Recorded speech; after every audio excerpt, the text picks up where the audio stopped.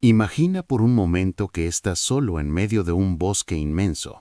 Es de noche, una noche cerrada, sin luna, donde la oscuridad pesa sobre tus hombros como una manta húmeda. No puedes ver más allá de unos pocos metros, pero puedes escuchar.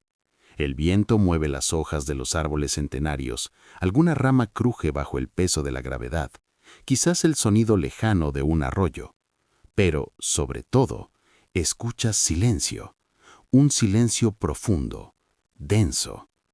Si eres como la mayoría de las personas, tu instinto te dirá que el bosque está tranquilo, que el silencio es sinónimo de paz, que estás solo.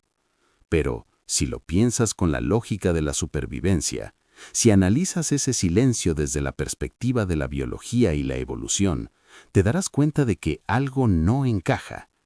Un bosque sano, un ecosistema vibrante, debería estar lleno de ruido.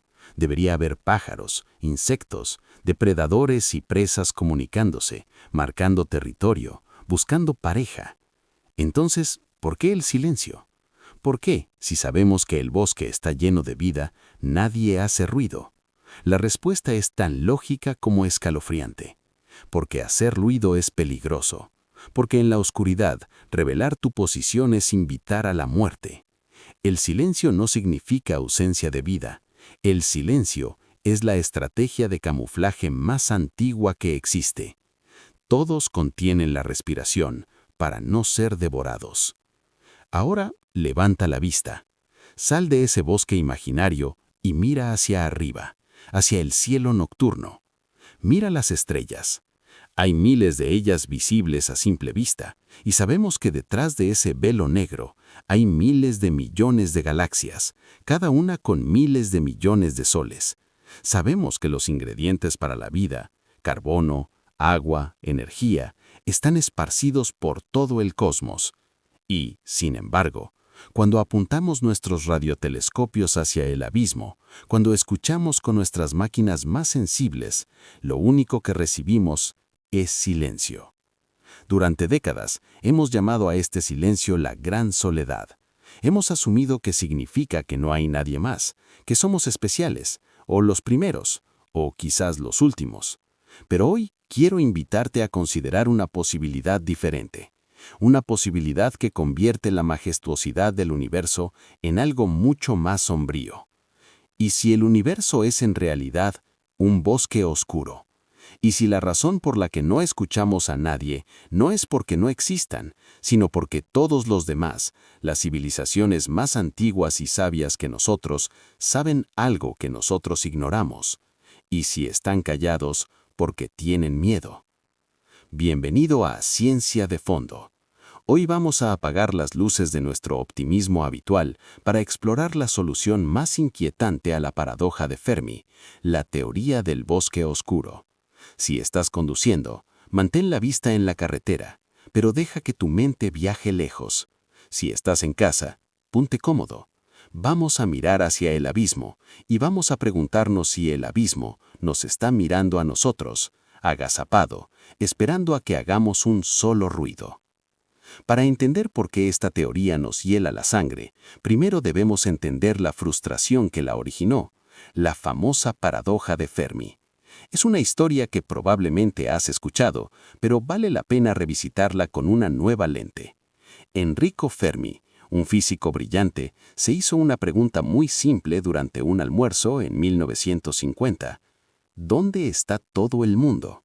La lógica de Fermi era aplastante en su simplicidad. Nuestro Sol es una estrella joven. Hay estrellas miles de millones de años más antiguas que la nuestra. Si la vida es una consecuencia natural de la química y la física, y si la inteligencia es una herramienta evolutiva útil, entonces debería haber civilizaciones que nos llevan millones de años de ventaja. Incluso a velocidades sublumínicas, una civilización avanzada podría colonizar la galaxia entera en unos pocos millones de años. Es un parpadeo en la escala cósmica. Deberían estar aquí, o al menos deberíamos ver sus obras, sus transmisiones, sus estructuras de ingeniería estelar. Pero no hay nada.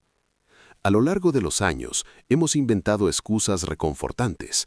Nos decimos que quizás la vida es extremadamente rara, o que la inteligencia tiende a autodestruirse antes de salir de su planeta, que descubren la energía nuclear y se aniquilan poco después. Nos decimos que quizás somos el zoológico de la galaxia y nos observan sin interferir. Todas estas explicaciones tienen algo en común. Asumen que, si pudieran, los extraterrestres se comunicarían. Asumen que la curiosidad y el contacto son deseos universales. Pero en 2008, el escritor de ciencia ficción Liu Cixin publicó una novela titulada El bosque oscuro, y con ella introdujo un concepto que cambió la conversación para siempre. No porque inventara la idea desde cero, la ciencia y la filosofía ya habían coqueteado con el pesimismo cósmico, sino porque la formalizó con una lógica tan fría y racional que es difícil de refutar. Liu Cixin propone fundar una nueva disciplina, la sociología cósmica, y para que esta sociología funcione, establece dos axiomas simples, dos verdades fundamentales que cualquier forma de vida debería compartir, sea un microbio en Marte o una superinteligencia en Andrómeda. El primer axioma es: la supervivencia es la necesidad primaria de cualquier civilización. Parece obvio, ¿verdad? Si una civilización no prioriza su supervivencia, se extingue y deja de ser parte de la ecuación. Por tanto, todas las civilizaciones que existen y perduran son, por definición, aquellas que hacen lo que sea necesario para seguir existiendo. El segundo axioma es: la civilización crece y se expande continuamente, pero la materia total del universo se mantiene constante. Esto es crucial. El universo es vasto, sí, pero no es infinito en recursos accesibles. Una civilización tecnológica tiende a crecer exponencialmente. Necesita más energía, más materiales, más espacio. Tarde o temprano la demanda de una civilización chocará con los límites de su entorno y necesitará expandirse. Si juntas estos dos axiomas, obtienes un escenario de competencia letal. Tienes múltiples actores luchando por un pastel finito. Pero aquí es donde entra el factor que convierte la competencia en una pesadilla: la distancia y la desconfianza. En la Tierra, si tienes un vecino, puedes hablar con él. Puedes ver si está construyendo una valla o un tanque.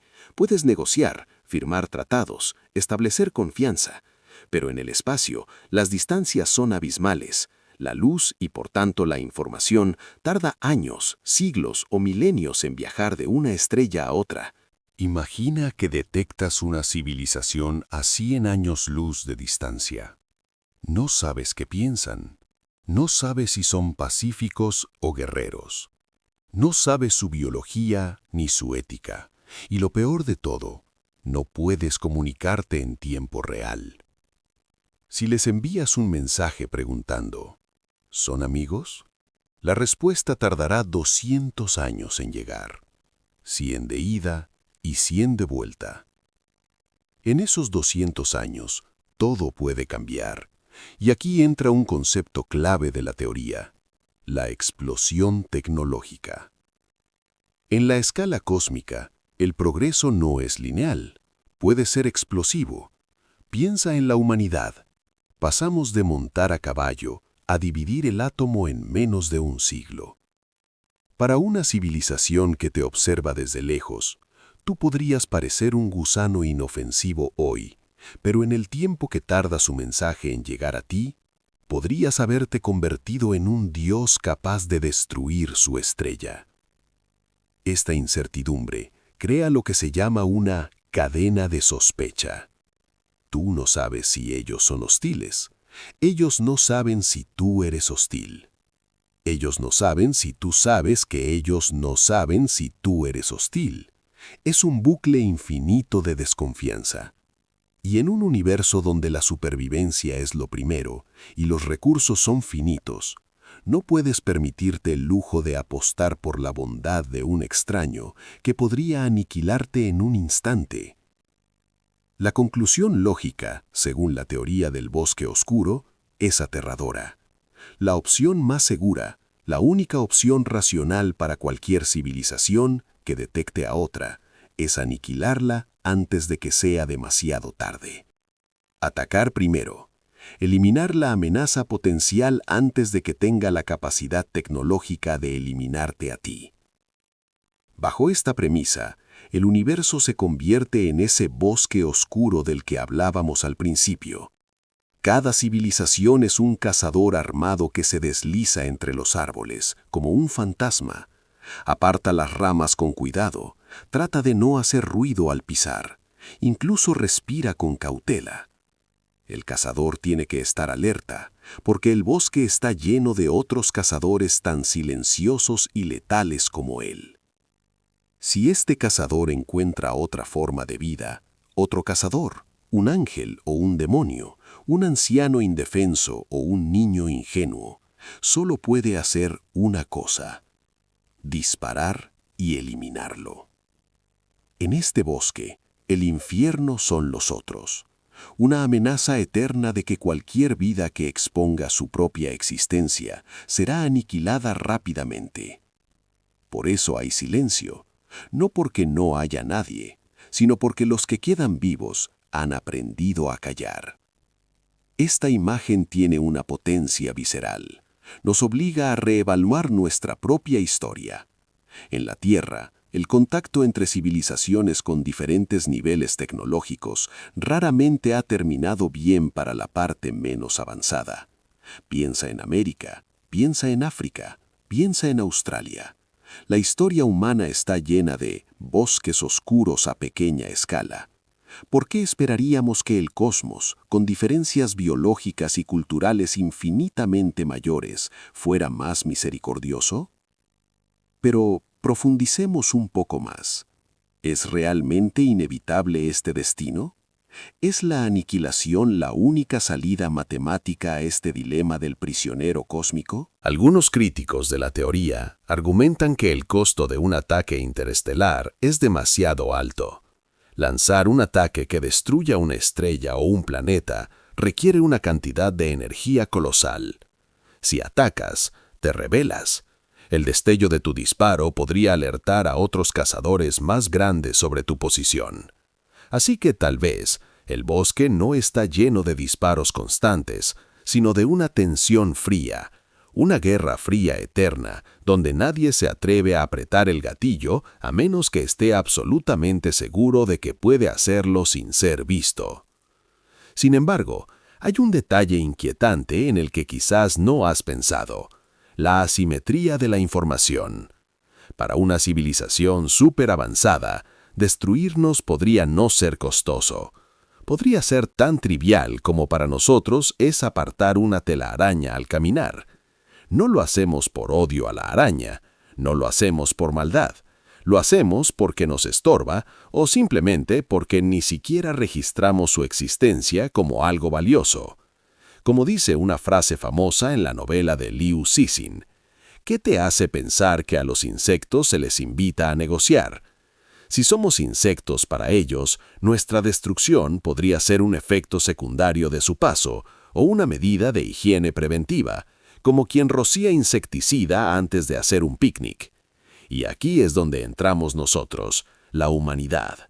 En este bosque oscuro y silencioso, donde los cazadores viejos y sabios se esconden y contienen la respiración, ¿qué hemos estado haciendo nosotros durante los últimos 100 años? Hemos estado gritando. Desde que Marconi envió las primeras señales de radio, hemos estado transmitiendo nuestra existencia al cosmos. Nuestras señales de televisión, de radar, de radio, viajan a la velocidad de la luz en todas direcciones, formando una esfera de ruido que ya tiene unos 200 años luz de diámetro. Para un observador sensible, la Tierra brilla en el espectro de radio mucho más que el Sol. Somos un faro, somos un niño encendiendo una hoguera en medio del bosque oscuro y gritando: «Estoy aquí, tengo recursos, tengo agua, tengo una biosfera rica». Pero no contentos con nuestras fugas de radio accidentales, hemos hecho algo más audaz, o quizás más imprudente. Hemos enviado invitaciones formales. En los años 70 lanzamos las sondas Pioneer y Voyager. Llevan mapas literales que indican la posición de nuestro sistema solar utilizando pulsares como referencia. Les hemos dado a los extraterrestres la dirección exacta de nuestra casa. En 1974 enviamos el mensaje de Arecibo, un potente chorro de ondas de radio dirigido al cúmulo globular M13, describiendo nuestro ADN, nuestra población, nuestra posición. Hemos estado actuando bajo la premisa optimista de Carl Sagan, que una civilización avanzada debe ser por necesidad una civilización benigna y moral. Creemos que si sobreviven a su propia tecnología, habrán superado la agresión.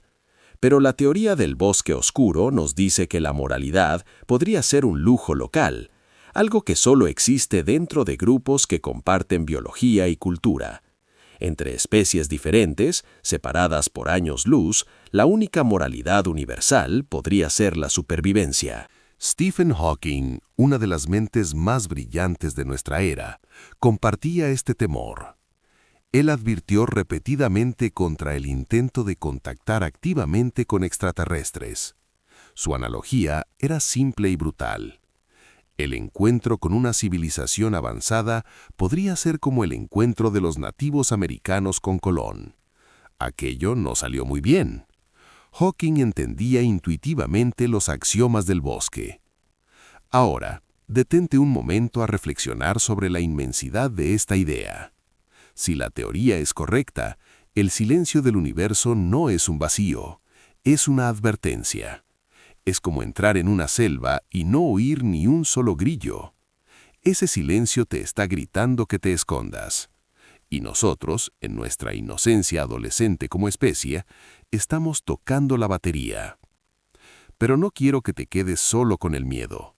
La ciencia y la filosofía requieren que cuestionemos incluso las teorías más lógicas.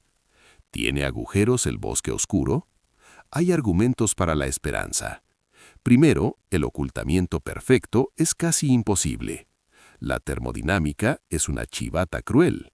Cualquier civilización tecnológica genera calor, y el calor es detectable. Quizás esconderse no es tan fácil como apagar la radio. Si una civilización tiene naves espaciales, megaestructuras o industrias, emite radiación infrarroja. Tal vez los cazadores no disparan a todo lo que se mueve, porque si lo hicieran, se quedarían sin munición o se rebelarían a sí mismos constantemente. Segundo, está la posibilidad de la cooperación. En la teoría de juegos existe el dilema del prisionero, que explica por qué dos personas pueden no cooperar incluso si es en su mejor interés. Pero si el juego se repite muchas veces, la cooperación puede emerger como una estrategia ganadora. Quizás las civilizaciones más antiguas han formado federaciones, zonas de paz, alianzas de protección mutua. Tal vez el bosque tiene claros donde se permite la luz. Y tercero, quizás la inteligencia no tiende a la expansión infinita. Quizás una vez que una civilización alcanza cierto nivel, deja de interesarle la conquista galáctica. Tal vez se vuelcan hacia adentro, hacia la realidad virtual, o trascienden a formas de existencia que no requieren consumir planetas enteros. Quizás se vuelven jardineros en lugar de cazadores. Sin embargo, hay una variante de la teoría que es aún más sutil y quizás más inquietante que la aniquilación total. Se llama el gran filtro. La idea de que hay una barrera, un desafío evolutivo tan difícil de superar que casi nadie lo logra. ¿Y si el bosque oscuro no es el filtro, sino la consecuencia? ¿Y si las civilizaciones que sobreviven son precisamente aquellas que aprenden a callar? Eso significaría que la extroversión, el deseo de explorar y comunicar que tanto valoramos en la humanidad, es en realidad un rasgo evolutivo negativo, un rasgo suicida. Si esto es cierto, estamos ante una paradoja filosófica profunda. Lo que nos hace humanos, nuestra curiosidad, nuestra necesidad de conectar, nuestro arte, nuestra música enviada al espacio, es exactamente lo que podría matarnos. Sería una tragedia griega a escala cósmica. Nuestra mayor virtud sería nuestra condena. Quiero que pienses en lo que esto significa para ti, ahora mismo, mientras escuchas esto. A menudo miramos las noticias y vemos conflictos entre países, peleas políticas, divisiones absurdas por fronteras invisibles en este pequeño planeta azul. Desde la perspectiva del bosque oscuro, esas disputas parecen ridículamente triviales. Somos una tribu peleándose por las mejores piedras en una cueva, mientras afuera, en la noche, bestias inimaginables acechan esperando escuchar un ruido. Esta teoría tiene un efecto curioso. Nos hace sentir pequeños, vulnerables y aterrorizados, pero también debería hacernos sentir unidos. Si el universo es hostil, si la noche es oscura y está llena de horrores, entonces lo único que tenemos es a nosotros mismos, a nuestra pequeña y ruidosa humanidad. De repente, la necesidad de cuidar nuestro planeta, de no autodestruirnos y de presentarnos como una especie unida, ya no es solo un ideal hippie, es una estrategia de supervivencia militar. Hay una belleza melancólica en esta visión. El universo sigue siendo majestuoso, pero ya no es un parque de juegos, es una catedral solemne y peligrosa. Cada estrella que ves es una incógnita. Podría ser un cementerio, un hogar escondido, o el ojo de un arma apuntando hacia nosotros. Quizás nunca sepamos la verdad. Quizás nuestras señales de radio se desvanezcan en el ruido de fondo cósmico antes de que alguien las escuche. Quizás seamos los únicos, y el bosque esté vacío simplemente porque somos la primera semilla que ha germinado. Esa soledad también asusta, pero ofrece una responsabilidad diferente, la de llenar el vacío con vida, no con muerte. Pero si la teoría del bosque oscuro es correcta, si hay ojos ahí afuera adaptados a la oscuridad, observando nuestro pequeño punto azul pálido, entonces nuestra situación es precaria. Estamos en un momento crítico de nuestra historia. Estamos decidiendo si seguimos gritando o si aprendemos a escuchar. Hay un concepto final que quiero dejarte, una idea que flota en el aire después de leer a Liu Cixin. Es la idea de que la ignorancia no es lo que mata a una civilización. Lo que mata es la arrogancia, la creencia ciega de que tenemos el control, de que somos el centro, de que las reglas de nuestra pequeña casa se aplican a la inmensidad de la galaxia. Tal vez la lección del bosque oscuro no sea sobre extraterrestres en absoluto. Tal vez sea un espejo oscuro que nos refleja a nosotros mismos, nuestros miedos, nuestra historia de colonización y violencia. Proyectamos en los alienígenas lo que nosotros hemos sido para otras culturas en la Tierra.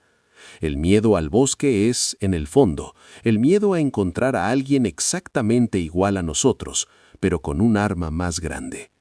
Así que esta noche, si tienes la oportunidad, sal y mira el cielo. Mira la negrura entre las estrellas. No dejes que el miedo te impida admirar la belleza, pero permítete sentir ese escalofrío de respeto. El universo es grande, antiguo y callado. Nosotros somos jóvenes, pequeños y ruidosos.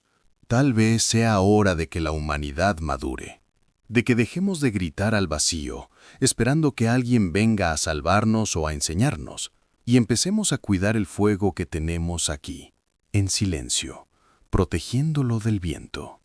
Porque en un bosque oscuro, el fuego te calienta, sí, pero también te delata, y por ahora es el único fuego que tenemos.